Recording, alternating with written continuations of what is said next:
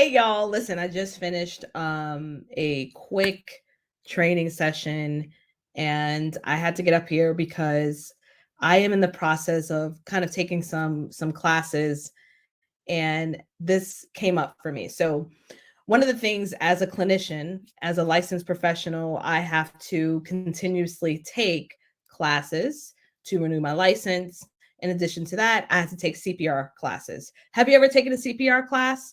Go ahead and type a one in the chat if you have. So when they're teaching you CPR, they often are talking about all of the aspects of what it is that you need to be aware of when there's an emergency situation, and they go through the process of how to do CPR. And then for healthcare providers, we already know that there's some special things that we need to be aware of. Now, when it gets to the part of actually pumping the chest to do the chest compressions, they have always stated, right, a song. How many of y'all know the song Staying Alive? Or is it, what is it, right? I think it's a 70s song, way before my time, but listen, it's a good one, right? So when we are learning about the chest compressions and how often do you give breaths and all of these things, I've been taking CPR ever since my dental assisting days. They have us sing a song and it's called Staying Alive. And so you staying alive, ha, ha, ha, ha, staying alive. Okay, so that is the actual rhythm and pace that you have to keep up to make sure that you're pumping life back into the person that may be incapacitated. And so it made me start thinking about just business in general. We have people who are basically arms flailing in the air like SpongeBob, everything's on fire. We have people who are stating that there aren't difficulties that may be arising right now in the economy. We have all different philosophies, but this is what I know for sure, that when we're building our businesses, whether we are building a business that's strictly online, whether it's product based or we're a service based provider, we need to diversify our income.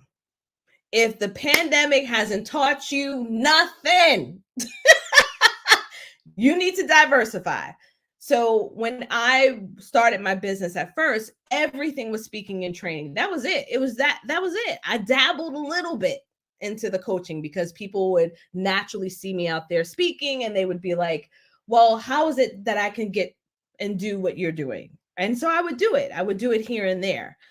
And when the pandemic happened, I was rebranding. I was starting my business over again.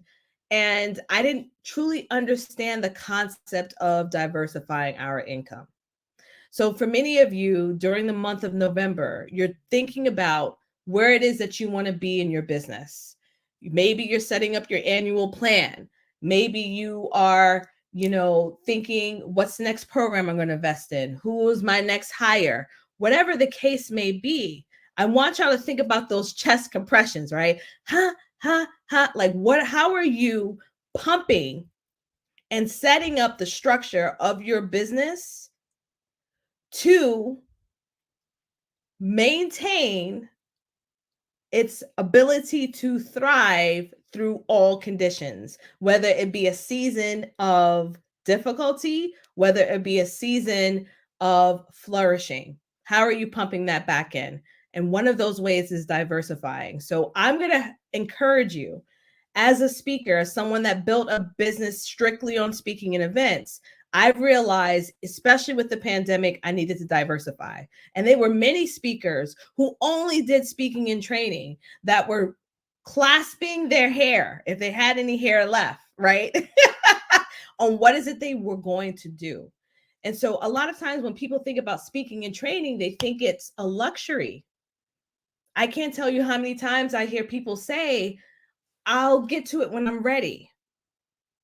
Or maybe when I build a little bit more. But what we don't realize is that if you're a business owner, you're the face of your company, you're speaking anyway all of the time. When you're showing up on podcasts, when you're showing up in these summits, perhaps you're on stages. We're always speaking.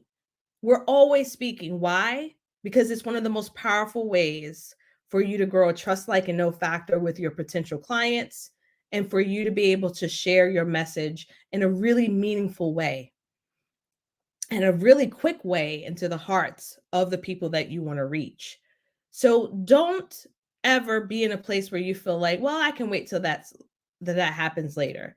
At some point in time, you don't want to be building out the speaking of your business when your business is on fire.